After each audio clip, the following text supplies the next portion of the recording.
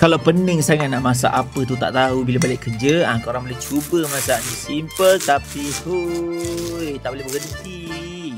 Ni dia sambal totok. Orang Jawa mesti tahulah kan. Jomlah kita buat. Mula-mula korang perlukan minyak yang panas, kemudian gorenglah ikan bilis yang premium ke, yang mata biru, mata merah ke, tak kisah, sampai dia garing, and then asingkan. Kemudian korang goreng bawang merah, cili hijau, cili padi merah. And then sampai dia garing sedikit, korang angkat dan sejukkan. Kemudian masuk dalam batu lesung ni, korang tumbuk dia sampai lumat sedikit. And then season dengan sedikit garam, gaul sebati. Masukkan semula ikan bilis yang garing tu, henyak dia. Korang henyak sampai dia lumat sedikit. Nak lagi sedap, perahkan sedikit jus limau nipis. Kecoh dah air liur kan. And then macam biasa, korang dah boleh hidangkan. Simple je guys. Makan dengan nasi putih panas-panas, telur mata dengan kicap manis sedikit, dah menjadi nikmat dunia yang kau tak boleh dustakan lagi. Okeylah guys, selamat mencuba. Sedapnya guys.